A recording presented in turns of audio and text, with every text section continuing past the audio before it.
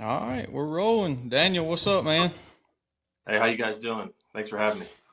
Oh yeah, absolutely. So today we've got Daniel Bard with us. Would you say you're still currently a pitcher for the Rockies, right?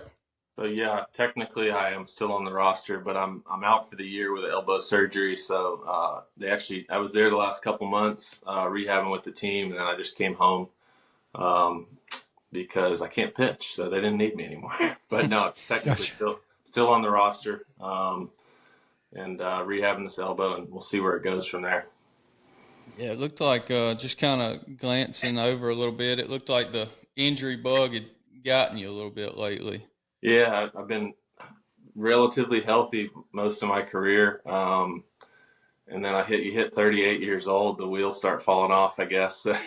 No, I just Yeah, had a knee surgery back in February and an elbow in May. So yeah, I'm That's only a, 32, but I don't play baseball year round, but it's already hitting me. I had the wrist brace not too long ago. 30 hits and you just start going downhill. that's what I was going to ask when I was looking at your age. I was like, man, when it seems like because I'm a little bit younger than you, not a whole lot, but I was like, man, it seems like we start getting our age, like you kind of become an old man in baseball, or at least now it kind of seems that way. It didn't like watching it. It seems like it's kind of younger than it used to be. it sneaks It, up on you, man. Like uh, I got in the league at 24, was there for a few years, took a 7 year break, not by choice, and now been back in for 5 years, and you still kind of feel like a young guy in a way. uh-huh. It's just a young man's game. But yeah, you look around the room, and I looked a couple years ago. I looked around, I was like, damn, I'm the oldest guy here. Yeah. Yeah. So yeah, I think I'm like the fourth or fifth oldest still active in the league. So hanging on. Yeah, it's kind of crazy how you like growing up watching baseball. They all. I mean, you think back to like Mark McGuire and all them. They looked like old men when you were a kid, and then you get to our age. It's like those guys were our age or younger. Like Right. now it Well, looks like there's just kids out there. they had a little help to make them look a little older. Yeah, that's right. They did. They did look a Some little of them older, but anyway. Well, that's what we were trying to figure out the other day when we were watching a couple games the other night. We're like, is it just like a mind trick that it looked like everybody used to be older in it, or is it now that the league is a little bit younger? it's because you're older than I everybody know. in the league That's what now, I pretty was trying to much. make myself feel better. So maybe the league's just a little younger. Yeah, I don't think it is. no, no. Now it might Yes. be. So Young guys are cheap, and teams know how to keep their payrolls down, so they're probably Right. doing what they can to keep the young guys on the roster. that's Well, right. That's let's right.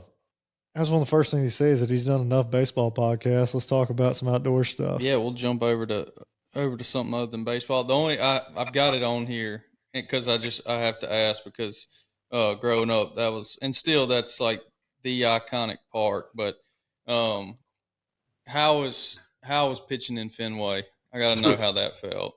uh, I'm a little biased, but I think it's the best place to pitch in the world. Yeah, I mean, I got to call it my home park for parts of 5 years, and then the last year there was 2012, and then didn't get back there again, even as a visiting player, till last year, and so like 10, 11 years later, and yeah. I almost forgot how cool it was. It's just you can like feel the history in that place, and it was pretty special to go back.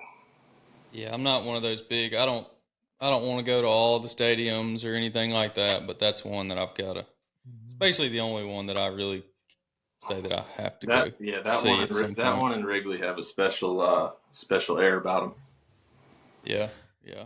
I'm not good at remembering years, but I'm a Mississippi State guy, Bo's an Ole Miss guy. Did when you were at the Red Sox, did you cross paths with like Papelbon or Moreland? Were you the same age So or same years as either one of those? yeah, Papelbon, we were together for 3 years. 3 years. Okay, Sat in the bullpen with him for 3 years, and that was an experience to tell I bet say so. the least. Yeah, That guy's he's special. yeah. He's different, that's for sure. Or at least he comes off that way on No, that's TV. him. But He doesn't hide. He doesn't Yeah, hide. I was gonna say that's what it seems like every time I've ever heard anybody talk about him. He's like he's like a wrestling character. like, but in real life, like that's just him. Yeah, Yeah. that's Like him. big, brash, loud, opinionated. Fun to be around, honestly. You know, it's like there aren't many people out there like that anymore. No, no. Everybody's too worried about making sure they don't have any slip ups or anything like that. And I we don't know like the how long he'd genuine last people. in today's, you know, public eye. No, there'd be somebody out for him. But anyway, yeah, let's jump over to hunting and wildlife and all that. So you're from North Carolina, is that right? And Yeah, then, but you live in South Carolina? that's right. Grew up in North Carolina. Went to school there. Went to University of North Carolina. Then married my wife at 24 years old, and we met here in Greenville, which is where we live now, Greenville, South Carolina. But we spent the first 8 years of our marriage living outside of Jackson. So, and then moved back here about 5 years ago. So pretty Does she have familiar a with. family connection or anything here, or how'd y'all end up in Mississippi? Yeah, that's where my wife's from. She grew up That's where she's there. from. Her family's got deep roots there. She grew up in Jackson, but her dad's side of the family's from Greenwood, Glendora area. They farm up there, Mm-hmm. so probably hit on that later. But that's where I kind of cut my teeth and learned a lot about, you know, deer, duck and deer hunting. Yeah, well, you were in the right place to learn about that. So, yeah, I guess. So, were you not, as far as growing up goes, did you not do much hunting growing up? Did you kind of get into that later on, or did Yeah, you always I have? grew up in the outdoors, but just it was more fishing. My dad wasn't a hunter. He was a big fisherman. Anything he could cast a lure at, he was fishing for. So grew up bass fishing around the house, and then you know whenever we go to the beach, we'd bring a bunch of rods and do that whole thing. So I always loved the outdoors. Got into pro ball at 21, 22, and had some teammates that were big hunters, and we'd sit down in the bullpen and they'd talk about hunting and what they had on their trail cams and their new bow set up, and I just was listening to them for, you know, we're down there a lot together, 150 games every year, so a lot of time to sit and talk, and I'm listening to them talk, I'm asking questions, I'm like, this sounds like something I need to get going on. So I think it was after that first season in pro ball, went and bought a bow, started shooting it, had no idea where I was going to hunt, and got pretty good at shooting it in the backyard at squirrels and such, and you just progressed. Once you kind of have the equipment and a little bit of ability, you start asking around, and you know, find people whose land you can hunt, find some public land, and kind of went from there. Yeah, so um, that was you said you were 24, I guess. Yeah, it So, was probably like um, 2008. Yeah, that's when I started getting into it, and I mean, I kind of hit the ground running. And we moved to Mississippi shortly after that, and had connection to a good bit of land there through family and friends. And yeah, it was especially before kids. I was in the woods every chance I got. Mm-hmm. yeah, that's what I was just thinking. If you were getting started hunting some public land and stuff, and then you all of a sudden start hunting farmland around Greenwood, that's pretty big difference there. It gets That's a little some better. sure It's enough good. It's land. good to know people.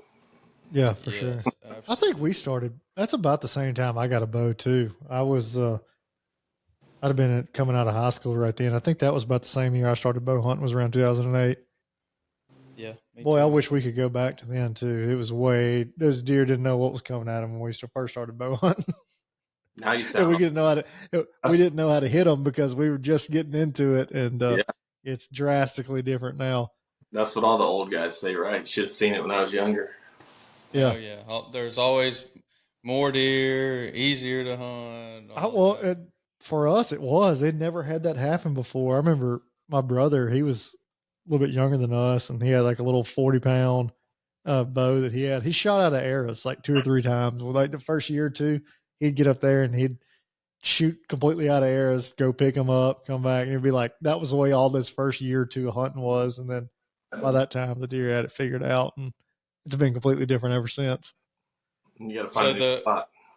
Yeah. yeah, go find something that hadn't been bow hunted all the time. But so I guess you got into duck hunting around the same time when you started hunting around Greenwood? Yeah, I mean that was kind of the same thing. Her family was my wife's dad, uncles, cousins were all into duck hunting.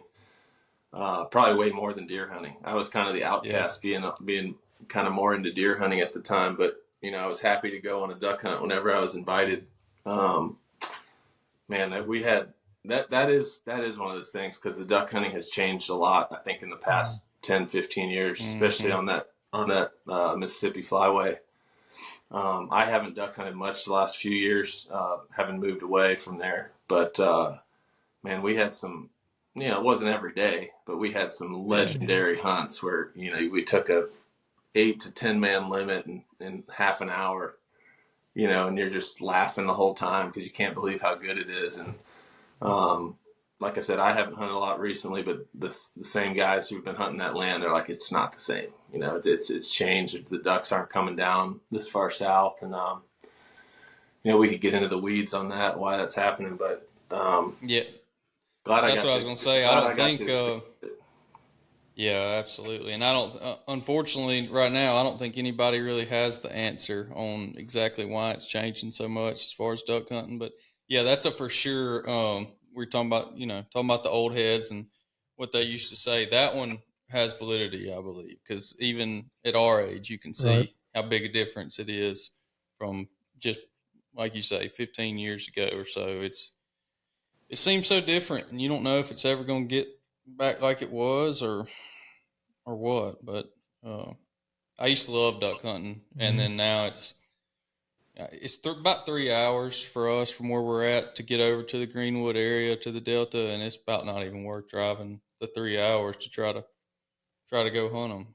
And I mean, we were the same way. We got into duck hunting about that same time, and those were our college years. And we'd ride over, and being from over here, we didn't know hardly anything about duck hunting, but we went and had some really good shoots hunting public land. I mean, we were just kind of stumbling into it, trying to learn how to do it. And we had a couple buddies that were from over there, but like you said, it was just way more widespread success versus going over there now. Yeah, I mean, Yeah, I think everybody's kind of hit or miss on what they think it's like compared to the way it used to be, and that was a short window ago. yeah, I mean, you can't hunt what's not there, and I think No. Yep. like I said, that you can a lot of opinions out there is what the reasons are. I don't know if it's anybody's fault or if it's just kind of the way things change through the years, but Yeah, definitely different. yeah. I think it's kind of like I don't know if you've probably haven't done much turkey hunting just because of the time of year that it is, but I think it's kind of the same thing. It's just there's 100 different reasons why it's changing. There's no set problem that we can fix. It's death by 1,000 cuts is what they say. So uh, So is deer what got you wrapped up the most? That Yeah, so I got so like I said, I started out shooting a bow, had a cheap, like I think it was a Parker or something, whatever I could afford at the time, and got good at shooting that. Upgraded a couple years later. Um, got myself a rifle so I could hunt, some longer distances too. But for some reason, yeah, the bow is what always to this day still is it's my preferred method of hunting. I just like the extra challenge of it and the sport of it, and taking several deer with a bow and a bunch with a rifle. And the ones with a bow always those stand out in my mind. All the rifle, hunts kind of run together a little more. It's still just, to me, maybe it's like the primitive nature of it. There's right? no boom. You're well, just killing them with a stick and a string. yeah, I think part of it is just that the when it comes to rifle hunting, I mean, you can shoot from so far, especially now with modern rifles and scopes and stuff. It's almost like you're not even hunting. I mean, you can go set up and have a field 400 yards away where they're not going to smell you, they're not going to see you, anything like that, and you can still reach out there and poke one with your rifle. Whereas you got to dot all your I's and cross your T's when you're bow hunting if you want to be Yeah, successful. it's still fun. Don't get me wrong. And I think I'm trying to get my 8 and 6 year old son into it now, and you kind of have to start with the rifle, right? If you want to, Oh if you yeah, want him to have any chance for a while. oh yeah, Yeah. So, and then having my own little farm now, as far as doe management, stuff like that, you have to use a rifle. It's a Yep. management tool in a way. Yeah. Well, it sounds like your kids are about at the perfect age where you won't even have to worry about doe management. They'll have that covered, I'm sure. That's the plan. That's the hope. Yeah, you'll be more worried about how many you get a skin. Yep. That's right. Yep. Well, yeah, That's funny. let's start talking about your property over there it's in South Carolina, right? Yep, about an hour from where we live in Greenville. Yep. So is that a recent purchase, or if you had that a little while, or? I think it'll be 3 years this winter. So 2.5 years we've had it. Looked for 6 months or so before we came across it. We wanted something that, basically once I had the means, it was something I've always wanted, was my own piece. I didn't know how big it was going to be or where it was going to be, but just having your own place that you can kind of tailor to the style of hunting you want. I love working with my hands, so just being able to do the habitat management work, and we've got a long ways to go, but that's kind of the fun of it too, right? I mean, there's always a way to make things a little better, make the access better, make the food plots better, improving the cover, the habitat. It's never ending, and as soon as you think you're done, like something's grown up over here and you got to go take care of it. So Yep. I love it though. I mean, that's the first Yeah, I mean, I think most of our listeners, us for sure, that's owning your own piece of hunting land is kind of the dream. I mean, Gives you a year round something to do. You can get, like you're talking with your kids and all, like it gives you something to get out and do year round, whether it's hunting season or not. There's always something to do and keep your kids outside, and it's just Yeah, fun being absolutely. out there. And then just, I mean, for me, like, I'm rehabbing an elbow injury now, so the mental toll of baseball is not there like it normally is. I just got to show up and do my rehab every day. So this kind of gives my mind something to occupy it, and I feel like the last 2 years I've just learned so much about deer as a species, and just, man, I've learned so many plant species, and prescribed fire. I mean, I've watched, I don't know how many hundreds of hours of YouTube videos, just trying to soak up as much as I can. And,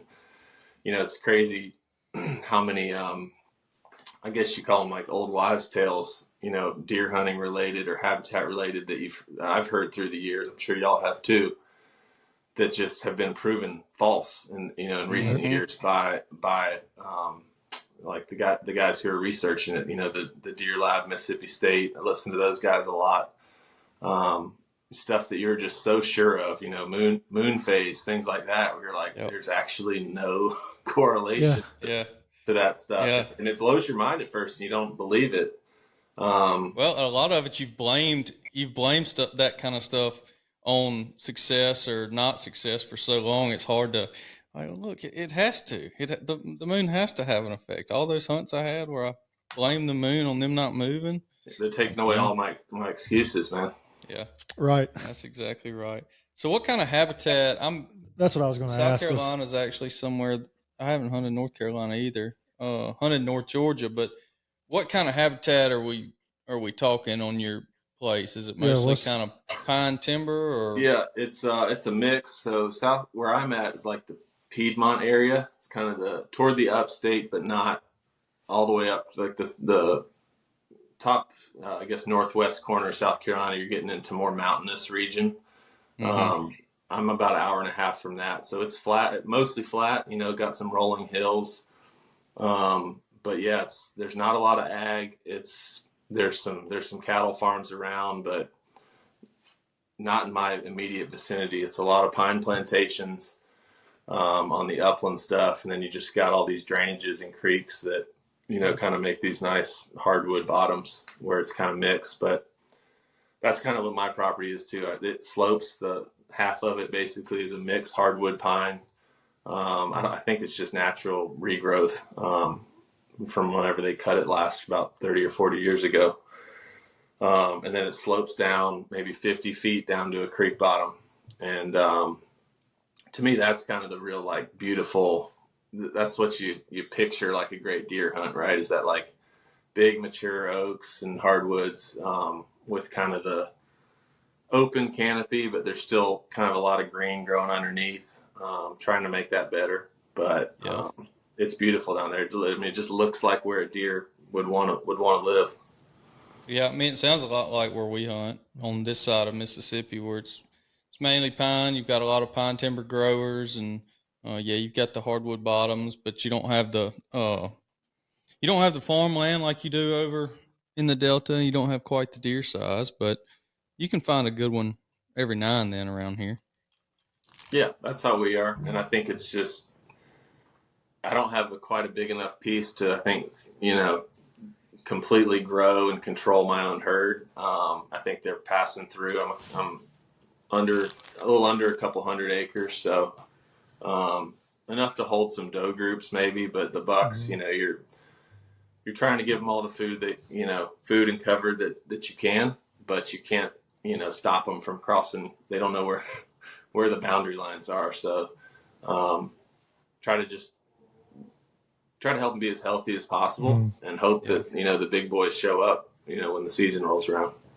yeah, Well, and people realizing what you just talked about and being able to realize that I'm like, I'm not going to hold this deer here all the time. It's going to be more of a passive property. I'm going to catch what's coming through kind of around my neighbors, and then knowing what can you do to try to make it more appealing during the hunting season. Like I'm sure that some of the stuff you're doing with your habitat work is trying to make it a place that is more attractive for them to spend more time on during hunting season. Yeah, I mean, I think some of the best advice that I've heard since I bought my place was look at all the surrounding properties around you, right? Maybe look at 1,000 acre area and say what's the common topography, what's growing, cover versus food, things like that, and try to be different. Try to Mm-hmm. stand out as a little bit different. So I'm definitely not there yet. Main thing was trying to get my 5 or 6 food plots dialed in, and still working on that. They've been decent, but trying to give them a really quality food option. Not so much to feed them. I don't think I'm drastically changing the nutrition of the herd. I don't, it's maybe 5 acres worth of plots, but giving them something really attractive where when it starts growing in September, October, that's where they want to be every night, at least yeah, stopping by. Mm-hmm. And that's I Right. think that's giving yourself the best chance. yeah. And we talk about it. We talk about it on here with everything. We brought it up, or I think I bring it up every time. But we talked about it last episode with the pollinators, and we've talked about it with trapping and everything. You got to kind of know. I mean, know what you've got and do what you can with what you've got. I mean, don't because you've got 160 or 200 acres or whatever. Don't say, "Well, I can't manage this herd, so I'm just not going to fool with it." I mean, you can do a lot with what you've got, and you do as much as you possibly can with what you've got, and usually it'll pay off. Yeah, I mean, my thought process is give them as little reason to leave as possible. Hmm. You're not going to keep them there all the time, but you keep them there most of the time, then you're going to Mm-hmm. have a chance. Yeah, yeah, and or at least it's what everybody says. The older these bucks get, they just kind of get a smaller and smaller and smaller home range. So, I mean, every now and then you could probably have one that doesn't really leave your place. I mean, maybe during the rut, but that's about it. Well, Yeah, like my I think brother killed a really nice deer last year, and it was a situation like that. It was small property. It's like 200 or a little less acres on it, and there was a deer he had missed him like 4 years prior to that, and he'd gotten really big, but he was mobile. He was all over the place. Like people all up and down the area like had pictures of him. So we just kind of had our fingers crossed because we knew that was an area that he really like.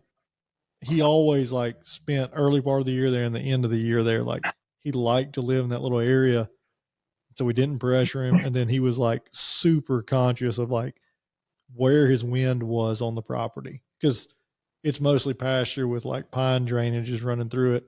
So like, he wouldn't even go on the property if the wind was going to be wrong because you could blow the whole property if you went in it from a wrong way. And he did that. Yeah, I can't believe he did it as well as he did, but he played that game all year, and he eventually ended up killing him right at the very end of the season. But it got to the point that he was having to be that cautious of just like, he'd pull up at the gate, and if the wind was different than what they said, he's like, can't risk going on it because, it was too good of a deer to risk that. But just knowing how to work that property that's it. I mean, they can live in a small place like that, like you said. Yeah, And it takes a while to figure that out too. Figure out how your property, how the wind's Mhm. going to work in those bottoms and all that, because it's never exactly what it says when you pull up the Weather Channel app. no. That's one thing I struggle with is wanting to hunt it, wanting to access it, strategically and stay out when I can. But then it's like, okay, I want to scout too. And my boys want to ride their 4-wheeler around too. And, I try to keep them like, stay in this corner, because you want to enjoy the place that you bought, right? Like, Right. I feel like I bought it as, for me, it was a deer hunting property, but we got a cabin out there. I knew that I had to get something with a half decent place to stay, or my wife was never going to come. And that was I'm going to get a lot more hunting time if there's a decent place to stay where I can be up there with my family on the weekends, things like that.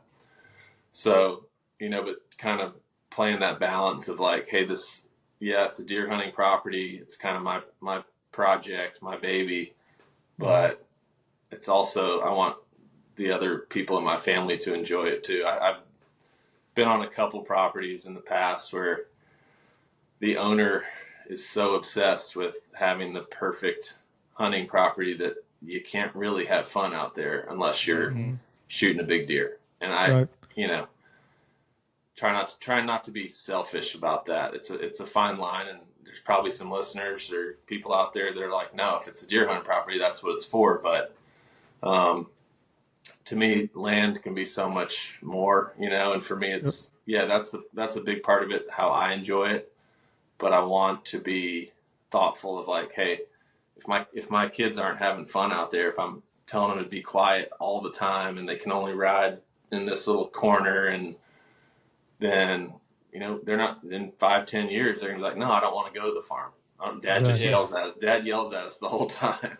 Yeah. Well, that's what I was going to say. That's a good way. I mean, taking it, there's a fine line between being serious about it, but taking it too serious. And especially when you've got your kids. And I've got a 2-year-old. Is she 3 or 4? 4-year-old. And it seems like that just more and more has already taken precedence over worrying about killing stuff and all that. And you don't want to ruin it for them. That'd be the worst thing you could possibly do, is make it no fun for them. And you make it no fun for them, and it goes downhill for everybody. So, and I think too, like, I may be completely wrong in this, but a lot of times we attribute whatever we're hunting being a lot smarter than it is, as far as like logical thinking and thinking the way we think and all. And I really think, this is just my opinion, is that most of the time it's a resistance to pressure. And so things that are consistent or they hear over and over, like those kind of things don't scare whatever it is you're hunting. So like, if you hear that 4-wheeler running, every weekend or whatever, like that necessarily in and of itself doesn't just spook them. They're aware of it. They know it's there. It's not something you necessarily have to stop. It's the crazy deviations from it that might scare something. If you branch off and go through somewhere you don't usually go through, it's kind of like the farmer going through the field in his tractor. Like, there's things that they hear and they're used to that doesn't necessarily spook or bump them. It's the deviations from it that are the things that are actually kind of do some damage. But on the flip side, if I'm going to go hunting that day, I'm not going to probably take the 4-wheeler in there. Like I'm going to use that to my advantage of like, this noise is something they're used to hearing or to see it, or if I'm running cameras or whatever, like I'm putting some pressure on them, but it's a consistent pressure that they're not getting hunted from. They're not in any danger of it. But when I am going to hunt it, I'm not going to use that same access or that same vehicle, whatever it is. I'm going to come in a different way with the wind being different and all that. So like, I think there's ways that you can do it and enjoy your property like you're talking about. I mean, we do ours like that, we're over it all the time, but whenever we're going to go hunting it, we usually go about it a different way than just if we were just out there having fun on it. Yeah. I think I heard Grant Woods in one of his videos just talking about, they get used to the 4-wheelers, the side-by-sides. So he's like, whenever someone's hunting his property, he drops them off on a side by side because instead of walking in, which is something a deer maybe not as used to, someone walking the whole property, they hear that four-wheeler side by side, it buzzes through, it leaves, then they're comfortable again. So I heard that and I was like, I'm going with that method because no, it makes sense. And what did your brother was it your brother that took the tractor to the stand? Yeah, we took the tractor on that one every time. I like that. Yeah. But on the flip side of it, like picking up to me is the most important thing. Like clearing your field at the end of the day, like getting out of your stand or whatever and clearing a bunch of them. That's something we're really big on. Like if you're sitting there as a bunch of junior field, either wait till they leave or text somebody to come get you and spook them with the four wheeler or the side by side, because that's not as bad of a spook as a smelling you getting out of your deer stand or seeing you get out of your deer stand. When that flashlight comes on. When the flashlight comes on, yeah. Banging around, yeah. That's probably my word. That's when I spook the most deer. Yeah. Now that's what you just talked about, I think is a big thing. It's funny you say that. I had a pretty experienced mentor deer hunter years ago. And he said, if you're sitting there and sun goes down and you still got, 5 deer out in the field and you can't get them, they're not leaving, right? His trick was to bark at them. He's like, do your best dog bark impression and they'll leave and they'll think you're a dog. And I was like, makes a little bit of sense. I've tried it. It sounds like, it's a good idea. It sounds like I'd love to have that on video. Somebody just sitting in their stand barking. Sometimes I've heard of people doing that. Coyote howling or taking a slingshot and shooting rocks at a tree or something, making a noise to getting them out of there somehow other than you. Yeah. People come up with some stuff to do. Some of it works. Oh yeah. Or makes you feel better. It'll make you think that you're doing it right, at least, whether you are or not. Kind of like we were talking about the old wives' tales. A lot of that might be some of that, but it made me think about it. We had a deer my cousin killed that was an old buck. We'd had pictures of him forever. This is like when cameras first came out, and we had him like several years, 4 or 5 years in a row. And he was an older deer when we first got, he was a mature buck when we first got pictures of him. So I think he ended up being around like 8 or 9 is what we came up with just off the years we had pictures of him. And he was right in the center of our property. And there was no way to hunt anything on the back without driving right around where he like always was. And we noticed like we'd get pictures of him like right after dark. He'd be coming into the field right after dark. It'd be a day we hunted. As soon as everybody would leave, we'd check the cameras. A few days later, and he would be there right after everybody left. So we called it, while we were in college, we called it an afternoon that we were off. We went hunting, and the wind was blowing like 15 or 20 miles an hour.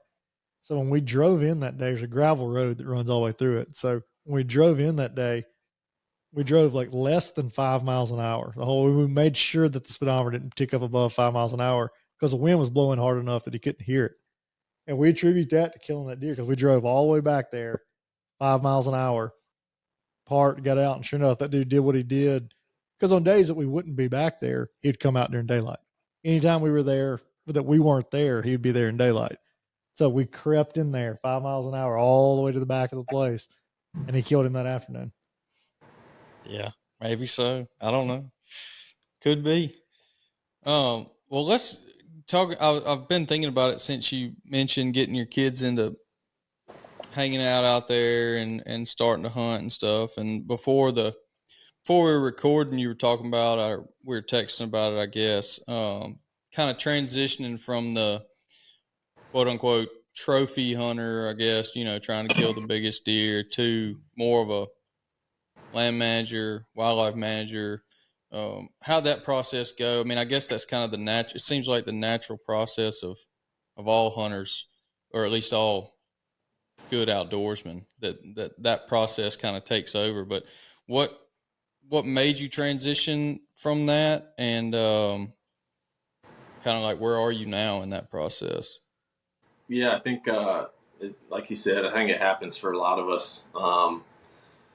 Yeah, but before kids, you're out there as much as you can. You're up at 4 a.m. and doing crazy things you do to find deer and get on deer, and then kids come and you're up 3 times in the middle of the night, and that's just not feasible. And then you trying to trying to leave for 6 hours in the afternoon. Your wife's like, no, we got a baby at home. I think we've all been there at some point, and it just cuts into the time you can spend doing it the way that you used to do it. Right. Yeah. And that's fine. Like, it's just, that's life. Right. And someday I'll be old and retired, and kids will move on, and I'll get to go back to that if I still want to. But you just kind of adapt to where your life is at, where your family's at. And for me, wanting to get back in the woods more, it was like, well, I got to take a kid with me. As soon as they turn 5 or 6, it's like, if I want to get in the woods today, he's coming with me. And that, it changes the way you hunt. But hang on one second. So you got her. Puppy needs to go out. Changes the way you hunt. I think for the better. And I think it makes you more patient, for sure. I shot a couple deer last year with my kids in the stand with me, and probably my most proud whitetail kill that I have to this point was a doe with a bow with my 6-year-old next to me in a ground blind. And just because so many things went wrong, actually, I started with both my boys in a ground blind with me. One of them had to use the bathroom, and he couldn't do it in the woods, just put it that way. I was like, you know how to get back to the house? He's like, yeah. So I sent the 8-year-old back to the house at about 45 minutes till last light. And I'm like, well, that just ruined the hunt, but we're going to sit it out, me and the 6-year-old anyways. Probably not going to see anything. He just unzipped the thing and ran back to the house. It's about, a quarter mile away. And sure enough, 20 minutes later, a group of does ran out or walked out at 20 or 30 yards and was able to get a shot. So, again, it's just a doe with a bow with a loud 6-year-old sitting next to me. Was pretty cool. And just to have that moment with him and to share it, he thought I missed it, which was funny. It was a pretty good shot. I think, right through the vitals. Arrow came out the other side. She runs off into some pretty thick woods next to the plot. And my son's like, oh, Dad, you missed it. I'm like, I didn't miss it, buddy.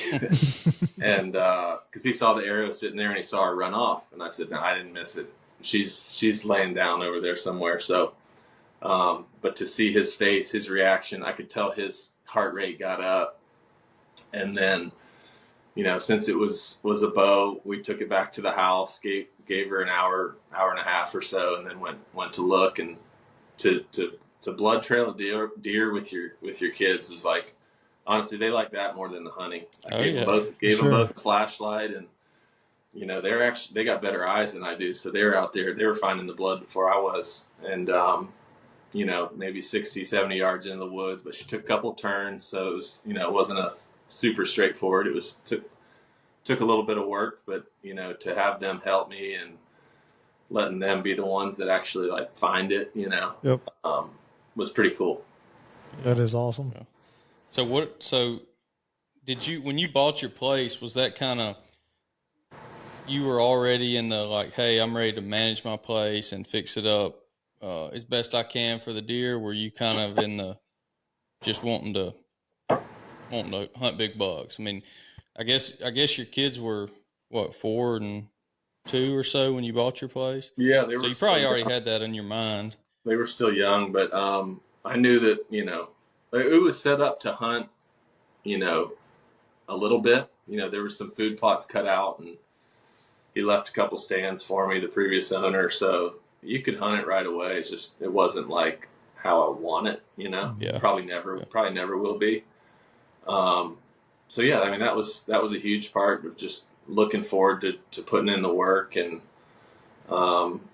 getting my kids out there, get them on the tractor, young, stuff I didn't get to do as a kid because we didn't have a place like that. But I was like, man, what a cool thing to be able to share with your kids. And you'll love that, because the whole time you were talking, that's what it was giving me flashbacks, because that's kind of the way we grew up, me and my brother and my dad. And it's some of the best hunting stories we have is just stuff we did, the three of us together, and being little and going with him, and stuff one another did in the deer stand, and stuff that happened. Like those are fun. Like that's great memories. Absolutely. And I think, having the way, we grew up, there was no phones, no iPads. We basically had Nickelodeon and ESPN, Yep. and then you go outside, and now there's just so many options to kind of have something that we can do together that is, productive. And I enjoy it. I think they enjoy it. What American kid doesn't enjoy like getting on a tractor or a four-wheeler? Yeah. So having those options that are, not a device or a screen in front of their face, even my kids play, youth baseball and some sports, but even that environment is so different than when we grew up. It's all about development and winning these, travel baseball tournaments and stuff. And it's like, let's just get away have a space where we can get away from that. And just, I may be wrong, but the time's probably completely different for you going with the way you went. You may have had more time playing baseball when you were younger, but it seems like now there's no stop. Like you just play year round almost. And when we were kids, there was breaks and stops, or you switch sports, or yeah. I felt like I played a lot of baseball, but comparing it to what they do, they're doing now, I didn't start playing travel ball or anything till I was 14 years old, 15. And even then it was maybe 3 tournaments a year. Yeah. Maybe by 16, you're playing high school ball and then doing, a circuit of travel ball for like a short fall season or something. Yeah. And so it became more later in high school, but, little league, middle school, like I was playing maybe 25, 30 games a year. Yeah. And I was doing, and I love to practice, love to get out in the yard. And now it's like, 30 tournaments a year, 4 games a weekend at 11 years old. And from someone who's been fortunate to have a lot of success in baseball and been able to play the game a long time. Like, I love it. I love the game. It has a lot to offer, but there's so much more in life to enjoy that has nothing to do with sports. And you don't have to devote every waking second of your life to it to be good. And I think that's honestly a recipe for burnout and growing to resent something, right? So I just try to preach that to my kids, and show them a lot of things in life that they can work at and be good at. It doesn't have to be one thing, and something they can do forever. Even if you're your level of sport, you're going to be done eventually. You can't do it forever, but as far as hunting and fishing and working on the land and stuff, that's forever. So that baseball or football or whatever it may be, that stuff comes and goes. And for some like yourself, you're lucky to do it for a long time, but it's still going to be gone eventually, and it's time to find something else to pour your energy into. So absolutely. So have you got into any turkey hunting or anything? Have you doing anything other than deer hunting on your property yet, or have you tried anything else? It's actually a pretty good turkey property. I kind of fell into that. It's not what we were looking for, but the guy we might can help you with that. Yeah, well, I need some lessons, man. I actually got a chance to go out one day this spring with my boys. We didn't see or hear anything. It was kind of late in the season. I was home after my surgery, but normally, up till this point, I'm always playing baseball during turkey season. I shot one turkey back in like 2010. It was a team. I was playing with the Red Sox at the time. It was a teammate, JD Drew. He had a property, I think it was in Kansas. So we were playing the Royals, and we flew in. And baseball, we don't get but maybe 2 off days a month, right, during the season. So we flew in. I think we flew in on a Sunday night. It was like mid-April, and he came up to me on the plane. We're about to land in Kansas City. He goes, "Hey, I'm gonna go turkey hunting in the morning. Do you want to come?" And I'm like, "We got a game tomorrow." He's like, "We'll be back for it." So I was like, yeah, I mean, I don't have any gear. He's like, I got you. I got all my stuff. Yeah, I got buddies who, so literally we landed at like 8 p.m. on a Sunday night. One of his buddies picked us up, drove us 2 hours to his farm in, I guess it'd be eastern Kansas. Slept about 4 hours, woke up, went out, shot a turkey, hopped back in the car, was back in Kansas City by noon, 1 o'clock, played a game that night. Were you on the bump that night? I did, and I blew the game. Ah. So I was gonna say, have a day, man. Go kill a So turkey, come back, pitch a game. So I came in. I was a setup guy at the time, so I came in with like a 2-run lead in the 8th, blew it, and just to add to the story, so the next day, after I blew the game, one of the veteran pitchers came up to me, and he goes, "Hey, I got something to tell you." So he goes, "I like to golf a lot. And I know you like to hunt, but I like to golf. And some days I even golf on the day that I'm the starting pitcher, but I don't tell anyone." Yeah. So he goes, "I have no problem with you having gone on that turkey hunt and then not having a great game last night. But," he goes, "the fact that everyone knows that you went turkey hunting and then blew the game, yeah, that's makes the problem. Look bad." He's like, "Next time," he goes, "I have no problem with you doing it. Don't tell anyone." I was like, "Noted, got it." Yeah, it's hard not to kill your first turkey and be all fired up and tell everybody, though. Right. I showed up at the clubhouse that day. I was showing pictures to everybody and shouldn't have done that. But yeah, all right, I learned from it. If the game would have worked out, though, it would have been just fine. So. Yeah, that'd have been a day. Yeah, that'll be something. Once you start getting into the turkey hunting, that's kind of what we're obsessed with. Well, it gives you, once you retire, that gives you something to look forward to doing in spring on your property. Absolutely. It's addicting for sure. But so what are you doing? You doing anything right now as far as getting ready for the season? Yeah. When does y'all season open up there? We are bow season September 15th. Oh, you're close. Yeah, we're pretty close. I'm trying to get my food plots in probably in the next 3 weeks or so. Yeah. So normally I'm not home right now. I have a friend who helps me out there, and he's doing it all himself. But I'm home right now, so I'm actually looking forward to doing that. But we got to prep those fields. They need to be like sprayed and burned probably, and trying a couple new blends, see how they work. And hopefully they're coming up by, if not opening day, by at least like October 1st. Mm-hmm. What are you planting in those blends? Do you know? So we've been doing a lot of the green cover seed. Mm-hmm.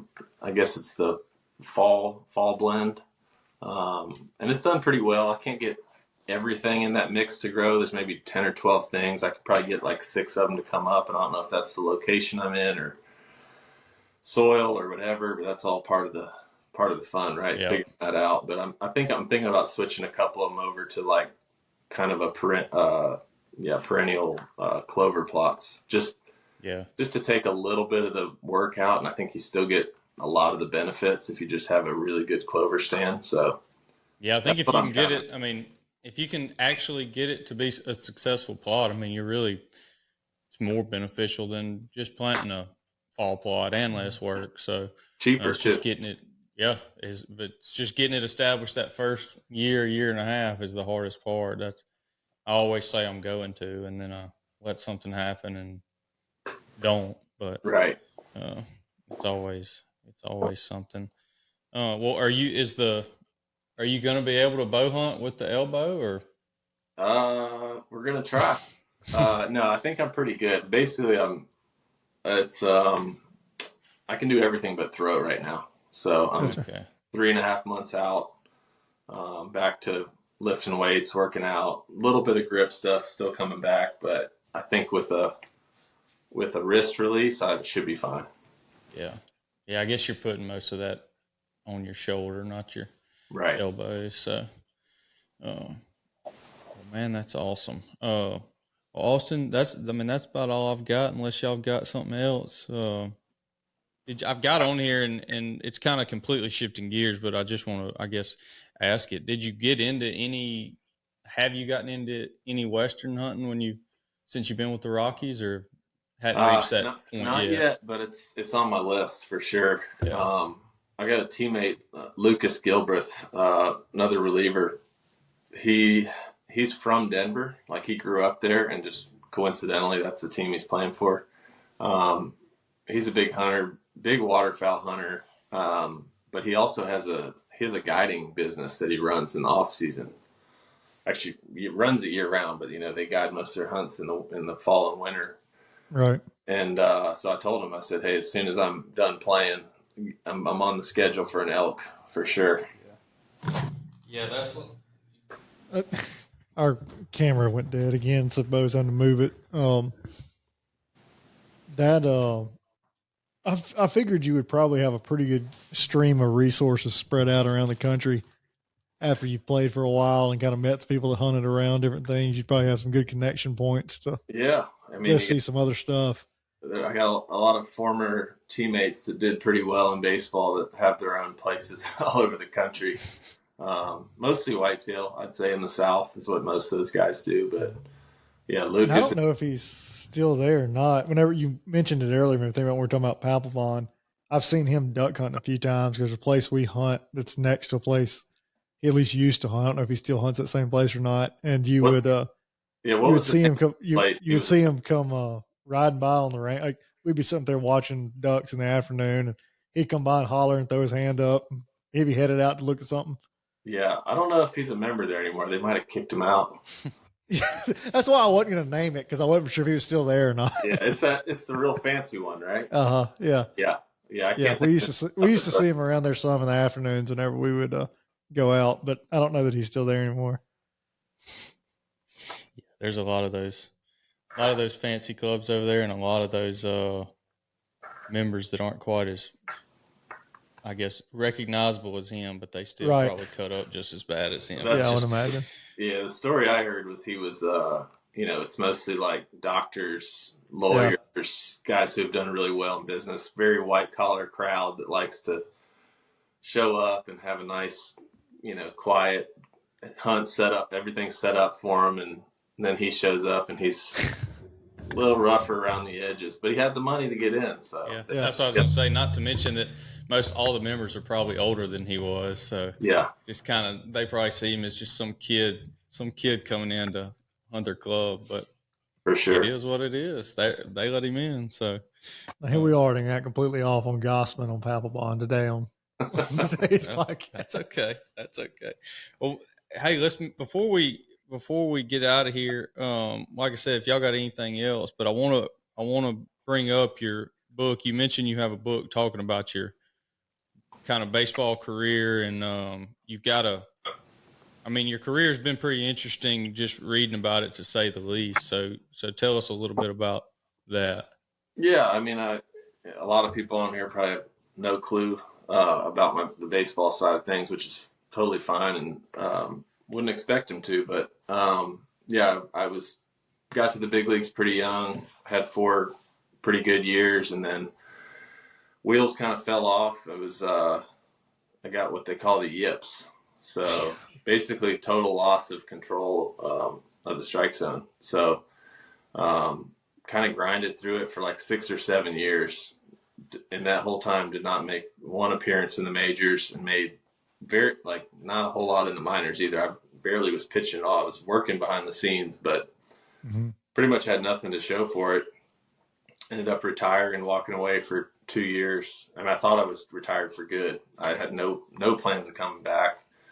Ended up coaching for 2 years in the Diamondbacks organization, and learning a lot about the mental side of the game, and kind of testing, helping young players out, but also just kind of testing some theories out, testing some different tactics and methods out on myself so that I could try to be a better coach. And after a couple of years of that, I found that I could throw again. So decided to give it one more shot. This was 2020, and quit my job as a coach. did a tryout. Basically, I was 34 at the time, so even at that point, kind of getting old by baseball standards. But did kind of an open tryout, invited the teams to come watch, and ended up getting signed by the Rockies, and putting together at this point 5 more years, which it's all still to this day kind of blows my mind because of how far I was, far away I was at one point.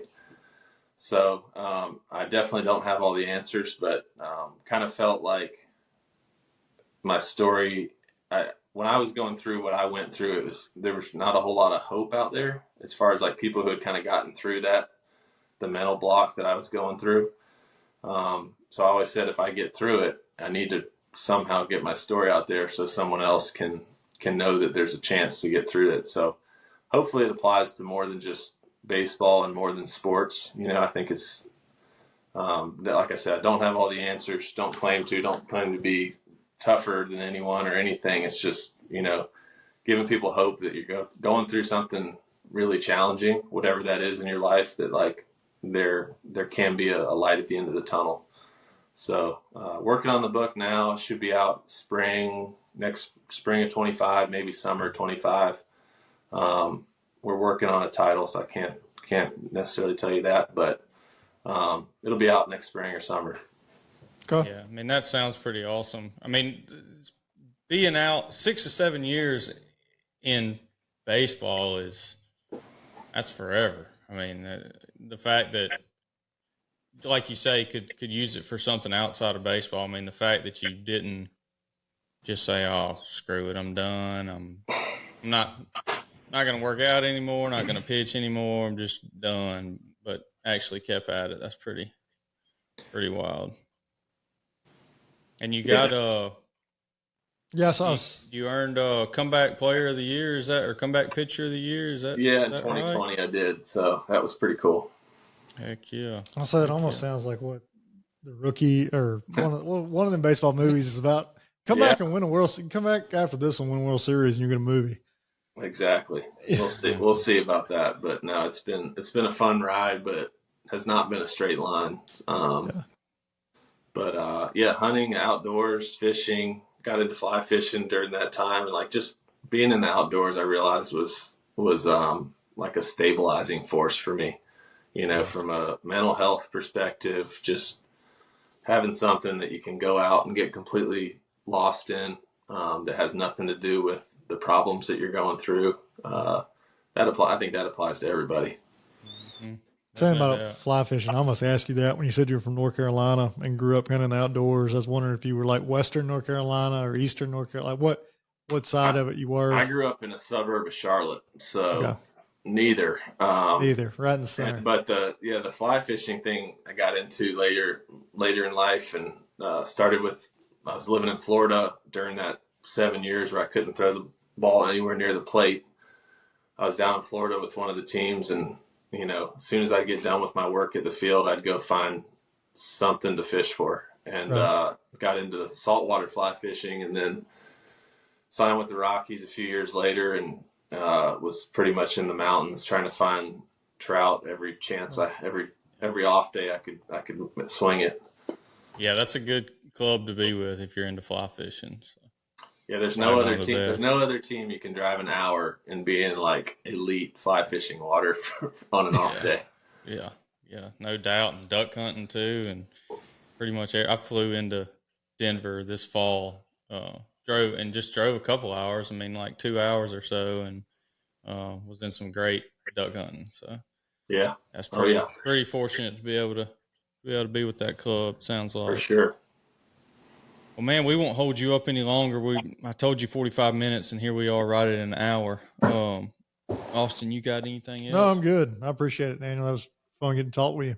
Yeah, man, I enjoyed it. I hope you hope everything works out with you this year, and we'll for sure have to check in and see how you're doing on your place and how everything's coming along. Absolutely, I'd love to do it. It's good to meet you guys. Good to get to know you a little bit.